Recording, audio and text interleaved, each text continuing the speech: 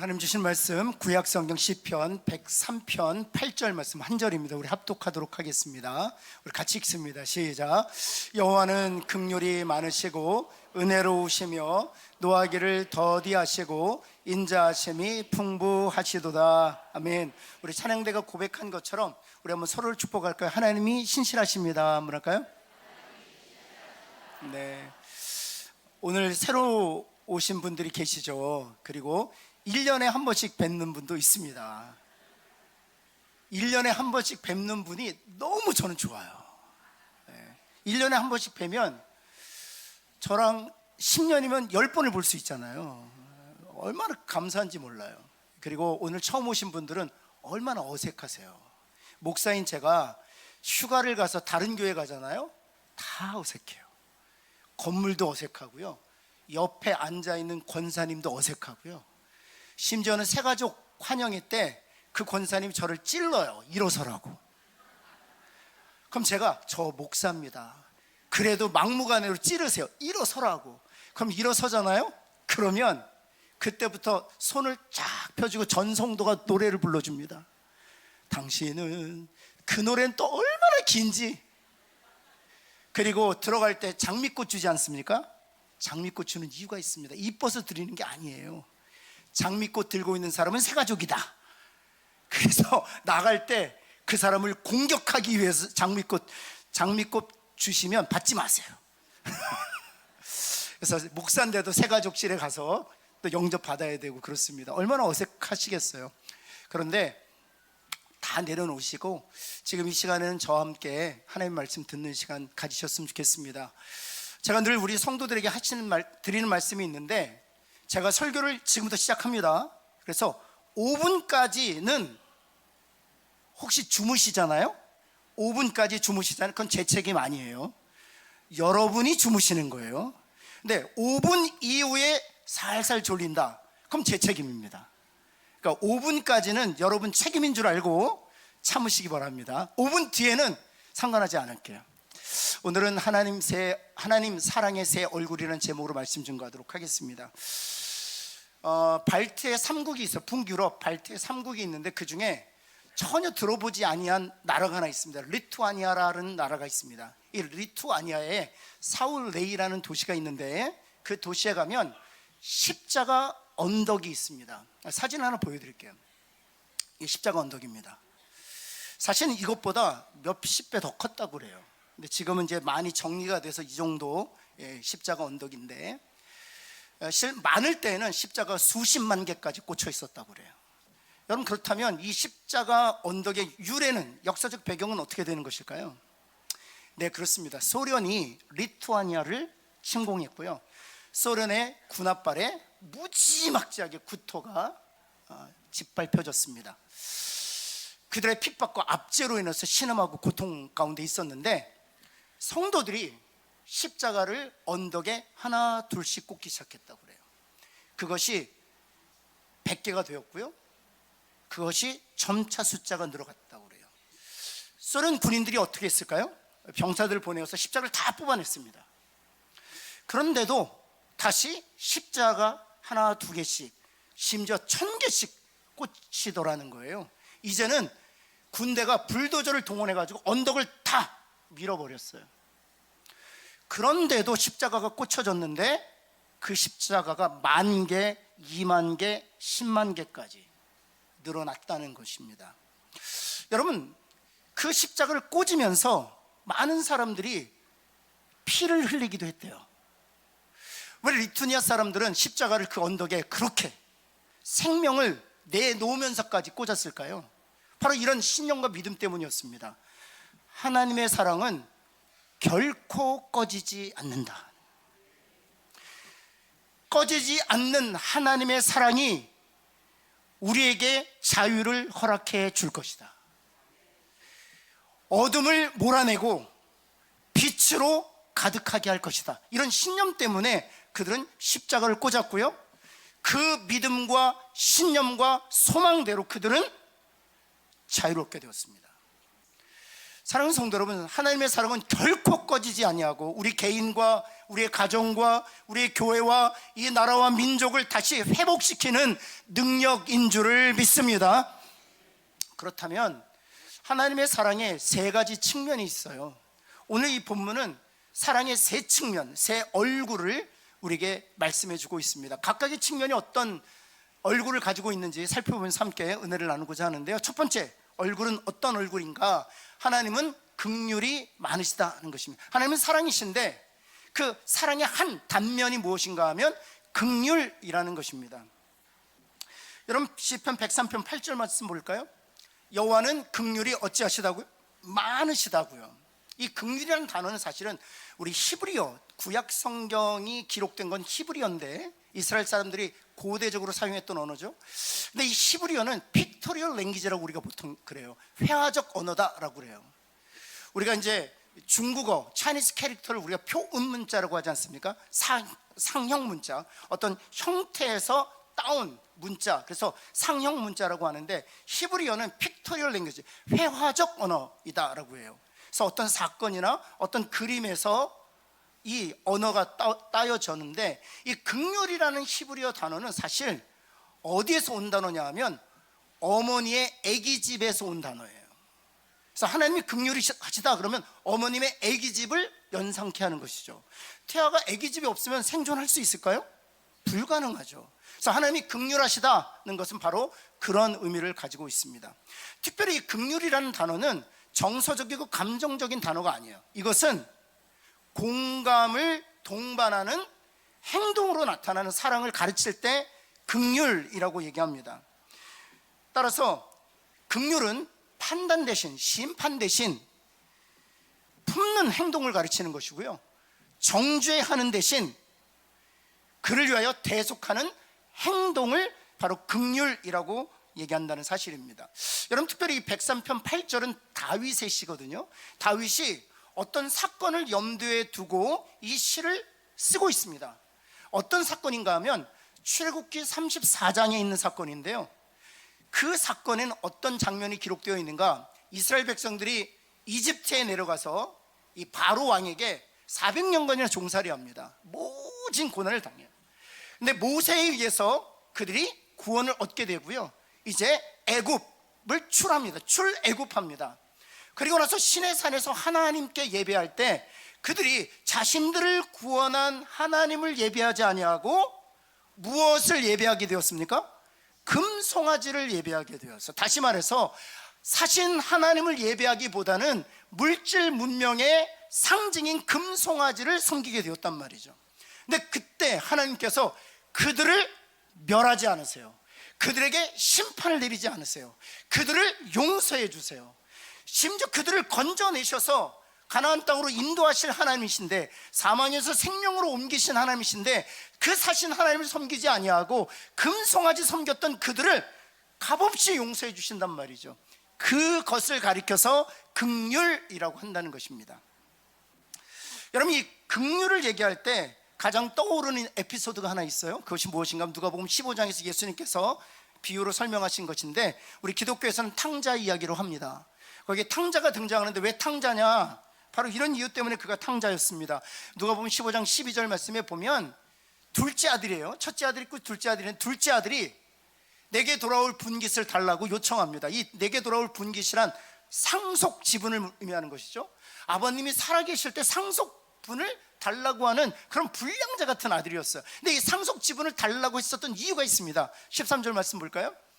허랑방탕하여 그 재산을 낭비하려고, 허랑방탕하여 그 재산을 낭비하려고 장기 상속 지분을 멀쩡하게 살아계신 아버지에게 요구하여 받은 것입니다. 결국에는 허랑방탕했고 그 재산을 다 낭비했어요. 그런데 상속 지분을 넘겨주었던 아비의 반응이 어떠한가 하는 거예요. 어떠한가? 여러분 같으면 어떡하시겠어요? 여러분, 오늘 본문의 말씀 보면 15장 20절 말씀인데요, 측은히 여겼다라고 했어요. 이게 긍휼의 마음, 측은히 여겼다 하는 것입니다. 근데 이건 단순히 감정적이고 정서적인 언어잖아요. 근데 이 긍휼이라는 단어는 감정적이고 정서적인 언어를 떠나서 행동으로 나타나는 사랑이라고 말씀드렸지 않습니까? 이 정서적인 긍휼의 마음으로부터 어떤 결과를 보게 되는지 21절 한번 볼까요? 제일 좋은 옷을 입혔어요. 손에 가락지를 끼웠어요. 심지어 발에 신까지 신겼어요. 무엇을 의미하는 것입니까? 다시 아들의 신분을 회복시켰다는 것을 의미하는 것이죠. 심지어 23절에 이렇게 동네 사람들에게 외칩니다. 내 아들은 죽었다가 다시 살아났으며 잃었다가 다시 얻었노라. 이것이 바로 하나님 아버지의 긍휼의 마음이라고 얘기하는 것입니다. 여러분, 사진 하나 보여드리겠습니다. 나무가 상처를 입으면 시간이 지나면 이런 모습이 된다고 해요. 여러분, 상처 입은 나무를 한번 보시겠습니까? 근데 그 주위에 무엇이 생겼어요? 그렇죠, 저것이 바로 진액입니다. 나무는 상처가 나면 진액을 열심히 뿜어냅니다. 그리고 그 상처를 마침내 치유하고 말아요. 이것이 바로 긍휼이라고 말할 수 있습니다. 예수님께서는 십자가에서 진액을 쏟아내셨습니다. 그 이유는 단 하나, 죄로 말미암아 상처 입은 우리들을 치유하시기 위함이에요.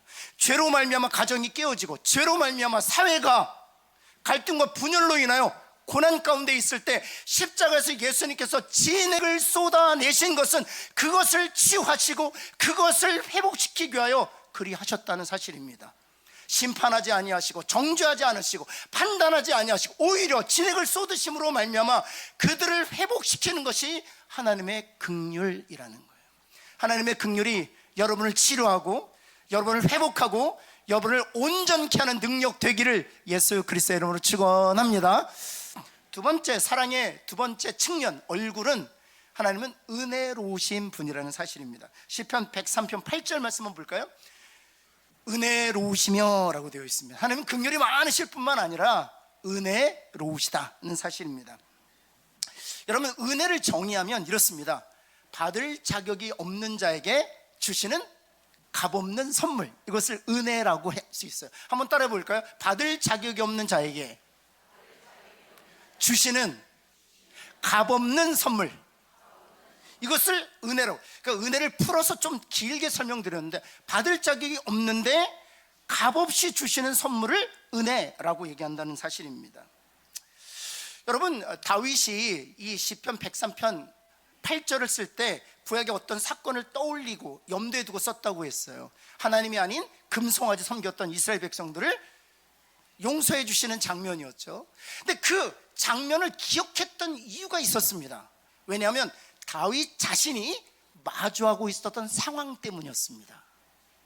다윗은 어떤 상황에 직면했기에 금송아지 섬겼던 이스라엘 백성들을 용서해 주셨던 하나님을 그 순간에 떠올렸던 것일까요?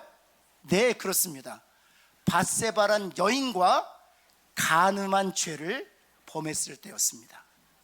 그는 그것으로 인해서 실패했고요, 그는 그것으로 인해서 손가락질 됐고요, 그것으로 인해서 가정이 완전히 파괴되었습니다. 그 순간에 그는 금송아지 섬겼던 이스라엘 백성들을 값없이 용서해 주셨던 하나님을 생각했던 것이고요, 그리고 더 나아가서 은혜로운 하나님을 떠올렸던 것입니다. 은혜란 받을 자격이 없는 자에게 베푸시는 값없는 선물, 용서이기 때문에 그렇습니다. 다윗은 하나님의 사랑을 받을 자격이 없었습니다. 그럼에도 불구하고 다윗이 고백했던 하나님은 은혜로운 하나님이셨어요. 받을 자격이 없지만 값없이 선물을 주시는 하나님이 나의 하나님이라고 신뢰했기에 그 하나님께 은혜를 구하는 것이죠.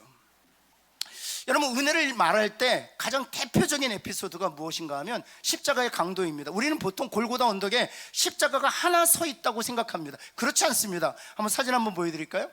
십자가가 3개 세워져 있었습니다. 가운데는 여러분이 아시는 것처럼 예수님의 십자가였고요, 양옆에는 강도였습니다. 여러분 생각해 보십시오. 강도를 예수님 좌우편에 달아놓은 이유가 어디 있겠습니까? 정치 지도자들과 종교 지도자들이 이스라엘 백성들을 설득하기 위해서였어요. 가운데 달린 예수님은 누구와 같다? 강도 같은 놈이다. 설득하기 위해 강도를 달아놓은 것입니다. 그런데 그 강도 중에 한 사람이 예수님께 이렇게 요청합니다. 한번 볼까요? 누가복음 23장 42절 말씀. 예수여 당신의 나라에 임하실 때에 나를 기억하소서. 너무 뻔뻔하지 않습니까? 한 게 뭐가 있다고? 선한 일을 한 적도 없습니다. 자신의 것을 남에게 베푼 적도 없습니다. 그는 다른 사람의 생명을 약탈했던 사람입니다. 다른 사람의 물건을 도둑질했던 사람이었습니다. 그래서 십자가형에 처해질 수밖에 없었던 흉악한 죄인이었습니다. 근데 그가 뻔뻔하게도 예수님께 요청하는 것입니다. 당신의 나라에 임할 때 나를 기억해달라는 것이었습니다.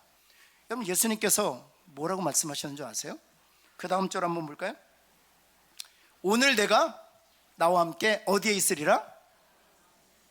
이것이 바로 은혜예요. 받을 자격이 없는 자에게 값없이 주시는 선물이 바로 은혜예요. 우리 하나님은 은혜의 하나님이라는 사실이죠. 우리는 다 받을 자격이 없습니다. 그러나 받을 자격 없는 우리들에게 값없이 하나님이 사랑을 부어주시는 줄을 믿으시기를 예수 그리스도에 다시 한번 축원합니다. 여러분, 요나 있지 않습니까? 니느웨 가서 복음을 전하라. 그래서 그들로 하여금 회개케 하라 했지만 그것보다는 향락을 쫓아서 다시스로 떠났던 요나. 그런데 그 요나에게 하나님께서 이렇게 말씀하세요. 요나 3장 1절에 이렇게 기록되어 있습니다. 잘 볼까요? 여호와의 말씀이 몇 번째로 요나에게 임했다? 한 번은 실패했어요. 그런데 두 번째로 다시 임했다는 거예요. 이게 은혜예요. 요나는 그 받을 자격이 없었습니다. 한 번 실패했어요. 끝났어요. 그런데 다시 기회를 주신다는 사실이에요. 성경엔 기록되어 있지 않지만 만일 여러분 생각해 보십시오. 요나가 두 번째 하나님께서 주시는 말씀을 받았어요. 그런데 또 실패했어요. 그럼 하나님이 넌 끝이야, 아웃 그러셨을까요? 아니요. 요나서는 5장은 없는데 5장 1절에 이렇게 기록됐을 것입니다. 요나에게 세 번째 말씀하여 가라사대 이러셨을 거예요. 세 번째도 실패했다. 아마 요나서 7장에는 이렇게 기록됐을 것입니다. 7장 없습니다. 7장에 있다면 이렇게 기록되어 있을 여호와 하나님이 네 번째 요나에게 말씀하여 가라사대 하셨다는 사실이에요. 이것이 바로 은혜예요. 받을 자격이 없지만 계속해서 값없이 부어주시는 선물, 그것이 은혜라는 사실입니다. 이 존 뉴턴이라는 사람이 있습니다. 혹시 여러분 이 노래 아시나요? 제가 팝송을 좀 들려드리겠습니다. Amazing grace, how sweet the sound. 거기까지밖에 모릅니다. 한국말로 나 같은 죄인 살리신, 이렇게 번안되는 찬양이죠. 여러분, 이 노래를 작사한 분이 존 뉴턴이라는 사람인데 이분은 노회선 선장이었습니다. 여러분, 그 당시 노회선은 아프리카에서 미국 사바나 주까지, 사바나라는 도시에서 이제 하역을 하게 되었는데요. 여러분, 그 당시 동원되었던 배가 그렇게 크지 않았습니다. 길이가 30m밖에 되지 않았어요. 길이가 30m. 그리고 폭은 15m 정도 됩니다. 그 동일한 배를 제가 한번 본 적이 있거든요. 그 동일한 배가 메이플라워라고 영국 청교도들이 종교의 자유를 찾아서 신대륙으로 와서 탔던 배가 30m, 15m 딱 그래요. 보스턴 항구에 지금 정박되어 있는데 메이플라워 진짜 메이플라워는 아닙니다. 그때 고증을 그대로 살려서 지은, 제가 보았는데 정말 작아요. 근데 그 작은 배에 150명이 타고 왔어요. 물론 항해하는 동안 50명이 죽습니다. 150명이 어떻게 이렇게 작은 배에 탔을까 할 정도로 작아요. 그런데 여러분, 노회선 배가 그 정도로 작았는데요, 몇 명을 태웠는지 아십니까? 500명을 태웠습니다. 150명도 탈 수, 그냥 꽉꽉 채워서 150명인데 500명을 그러면 그 작은 배에 500명을 어떻게 태웠을까요? 이렇게 태웠습니다. 갑판에요, 노예들을 쫙 일렬로 누입니다. 그러면 다시 누인 그 위에 다시 누입니다. 2층으로 까는 거예요. 그럼 거기서 끝나냐? 아니요. 그러면 500명 못 싣거든요. 짐 실듯이 3층을 깔았어요. 그래서 5층까지 깔았어요. 그럼 1층에 누워 있었던 노예들은 어떻게 됐을까요? 거의 거반 죽었어요. 500명 중에 250명 살았으면 많이 살았어요. 이게 노예의 선의 실태였어요. 근데 노예의 선 선장이 바로 존 뉴턴이라는 사람이에요.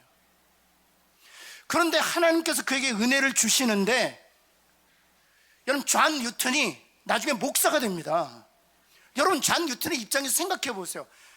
자격 없는 나를 하나님 용서해 주실 수 있을까? 심지어는 내 과거를 안다면 사람들은 나를 인정해 줄까?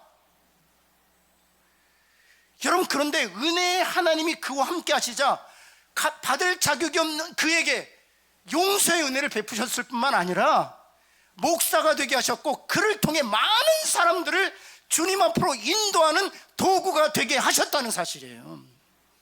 여러분, 은혜의 하나님이 함께 하시면 용서받지 못할 죄인이 없을 줄을 믿습니다. 은혜의 하나님이 함께 하시면 하나님이 하지 못하실 일이 없다는 말이죠. 여러분, 그 은혜의 하나님이 여러분을 살리고 여러분의 가정을 살리게 되기를, 또 우리 교회 민족을 살리게 되기를 예수 그리스도에 다시 한번 축원합니다. 마지막 세 번째는 어떤 얼굴이냐 하는 것입니다. 하나님은 인내의 하나님이라는 사실이에요. 특별히 인내는 사랑과 동전의 양면이라고 할 수 있습니다. 여러분, 103편 8절 다시 한번 보시면 마지막 절, 이건 같이 한번 노란색으로 할랬던 같이 읽을까요? 시작. 노하기를 더디하시고 인자하심이 여기 더디하시다라는 단어, 노하기를 더디하시다, 참는다는 거예요. 그래서 사랑하면 참게 돼 있습니다. 혹시 여러분 사랑한다고 하지만 참지 않잖아요. 사랑하지 않는 거예요. 옆에 있는 분에게 오래 참읍시다 한번 해볼까요? 이게 제일 힘들어요. 이게 최고봉이에요, 최고봉. 저희 집에 초롱이라는 8살짜리 강아지가 한 마리 있습니다. 제 아내는 저를 잘 안 참아줘요. 근데 초롱이는 어떡할까요? 잘 참아줘요. 거기까지만 하겠습니다. 더 얘기하면 제가 비참해지니까. 여기 우리 성가대에 우리 손주 계신 분들이 있죠. 손주들이 땡깡 부리고 손주들이 집에 와서 난장판을 참아줘요, 참아주지 않아요? 왜요? 사랑하니까. 사랑하면 참아주게 돼 있어요. 여러분, 고린도전서 13장이란 성경이 있는데 거기에 보면 사랑의 데피니션, 정의를 이렇게 내리고 있습니다. 한번 볼까요? 고린도전서 13장 4절부터 7절이 사랑이 무엇인지를 여러 가지 단어로 설명해요. 그런데 사랑은 이것이다 딱 한 단어로 정리하면 이렇습니다. 첫 번째 단어가 뭡니까? 오래 참는 거예요. 참아도 오래 참는 거예요. 그리고 마지막 단어 한번 보실까요? 4장 7절, 모든 것을 견디는 거예요. 오래 참고 모든 것을 견디는 것, 인내인 거예요. 이것이 사랑이에요. 사랑하는 성도 여러분, 진짜 사랑한다면 참아주고 모든 것을 견딜 수 있게 되기를 예수 그리스도는 축원합니다. 근데 누가 그렇다는 거예요? 하나님이 그렇다는 거예요. 하나님 지금도 저와 여러분을 참아주고 계신 것을 아세요? 우리는 그리스도의 보혈로 죄사함 얻었습니다. 주님이 성취하신 그 의를 값없이 얻어 사망의 생명으로 옮기게 된 그리스도 안에 거하게 된 존재들이었어요. 그러나 여전히 우리는 하나님의 말씀을 청종하여 살아 거룩한 삶을 살기보다는 세상의 향락을 쫓아 산다는 것이죠. 육신의 정욕, 안목의 정욕, 이생의 자랑을 따라 살고 있습니다. 그럼에도 불구하고 하나님은 우리를 정죄하거나 심판하지 않으십니다. 왜냐하면 오늘도 우리를 참아주고 계시기 때문이에요. 오늘뿐만 아니라 내일도 참으실걸요? 아니, 영원히 여러분을 참아주실 것일걸요? 그것이 바로 하나님의 성품이기 때문에 그렇습니다. 여러분, 노아 때 홍수로 세상을 멸하지 않습니까? 죄 때문이에요. 보기 싫어서. 그런데 많은 분들이 갑자기 홍수로 멸하셨을 거라고 생각해요. 그렇지 않습니다. 여러분, 자그만치 100년의 기회를 주셨어요. 홍수로 심판하시겠다 말씀하시면서 100년을 기다리셨어요. 왜냐하면 노아가 방주를 지었던, 그 배를 지었던 기간이 100년이기 때문에 100년 동안 참고 돌아오기를 기다리셨단 말이죠. 그래서 베드로 전서에서는 그 하나님을 이렇게 설명하고 있습니다. 볼까요? 베드로 전서 3장 2절 말씀에 보면 그들은 전에 노아의 날 방주를 준비할 동안 하나님이 오래 참고 기다리셨다는 거예요. 이게 하나님의 성품이기 때문에 그렇습니다. 여러분, 베드로후서 3장 9절에서는 이렇게 설명하고 있어요. 베드로후서 3장 9절 말씀 보면 주의 약속이 어떤 이들이 생각하기에 더디다라고 생각한다는 거예요. 여기서 말하는 주의 약속이란 하나님의 심판을 의미합니다. 역사적 종말을 의미해요. 하나님께서 이 땅에 예수 그리스도를 다시 재림케 하심으로 심판주로 오신 예수님께서 이 땅에 있는 모든 악을 멸하실 것이다. 이게 주의 약속이에요. 근데 그것이 더디다고 생각한다는 것입니다. 또 뿐만 아니라 개인적인 종말도 역시 마찬가지. 우리 주변에 악한 자들이 많지 않습니까? 요즘에 캄보디아 사건으로 인해서 어떻게 이런 사람들이 다 있을까? 인신매매, 장기 적출까지 하는 이런 지독한 사람들이 어떻게 하나님이 살아계신다면 왜 저들을 몰아주시지 않을까라는 생각을 하지 않습니까? 그래서 주의 약속이 하나님의 심판이 더디다고 생각하는 사람들이 있다는 거예요. 근데 그 이유에 대해서 하나님 베드로를 통해서 이렇게 말씀하세요. 오직 주께서는 너희에 대하여 오래 참으사, 그 다음이 중요해요, 아무도 멸망하지 않고 다 회개하기에 이르기를 원하신다 하는 것입니다. 이것이 하나님의 마음이시기에 지금도 기다리시고 지금도 참고 계시고 지금도 인내하신다는 것입니다. 여러분 중에 단 한 사람도 멸망하지 아니하고 다 회개하여 구원을 얻으려고 하는 것이 하나님의 마음이기 때문에 그 하나님이 오늘도 참고 오늘도 기다리고 여러분을 환영하고 계시는 줄을 믿습니다. 여러분, 존 뉴턴 말씀드렸잖아요. 노회선 선장, 그가 목사가 된 이후에 많은 사람들을 구원하는 도구로 쓰인 후에 그 이런 글을 남겼다고 해요. 한번 제가 읽어드릴게요. 나는 흉악한 죄인이었지만 하나님의 무엇이 나를 구원하였다? 위대한 인내가 나를 구원하였다. 여러분, 말씀을 정리하면서요, 제가 사진 두 컷 하나 보여드리겠습니다. 제가 우리 성도들에게 늘 보여드리는 사진인데요, 맞춰보세요. 어느 나무일까요? 늘 보여드린 나무예요. 사과나무입니다. 사과나무 가수원이에요. 사과나무. 2부 예배 때는 복숭아 그러시더라고요. 저는 복숭아를 보여드린 적이 없어요. 사과나무만 보여드립니다. 간혹가다 포도나무 보여드리는데 이게 사과나무 가수원이래요. 겨울이죠. 보시면 잎사귀도 없습니다. 꽃도 없습니다. 열매도 없습니다. 여러분, 잎사귀라는 것은 꽃과 열매에 대한 가능성이잖아요. 가능성이 없는 거예요. 꽃이란 전성기를 의미하잖아요. 전성기도 이미 지났어요. 열매란 우리의 성과잖아요. 성과도 없어요. 여러분, 우리가 우리 자신의 인생을 보면 바로 이 겨울나무와 같은 순간을 지날 때가 있습니다. 가능성도 보이지 않고 전성기도 이미 오래전에 지났고 아무리 열심히 애써도 열매도 없는 거예요, 삶에. 근데 여러분, 농부가 볼 때는 어떤 눈으로 볼까요? 잎사귀도 없죠, 꽃도 없죠, 열매도 없어요. 끝난 인생 같아요. 근데 농부가 볼 때는 어떤 눈으로 볼까요? 바로 이런 눈으로 봅니다. 그 다음 볼까요? 농부가 볼 땐 이런 눈으로 봐요. 여러분 스스로가 여러분 자신을 겨울나무처럼 인식해도요, 주변에 있는 사람들이 다 여러분 손가락질하면서 너의 잎사귀도 없고 꽃도 없고 전성기는 지나갔고 아무리 애써도 열매도 없는 인생이라고 겨울나무 취급할지 몰라도 농부 되신 하나님은 다른 시각으로 본다고요. 바로 이런 모습으로. 여러분, 하나님은 이런 꿈을 가지시고 긍휼과 인내함으로 은혜를 베푸심으로 주님의 계절에 주님의 열매를 맺게 하실 줄을 믿습니다.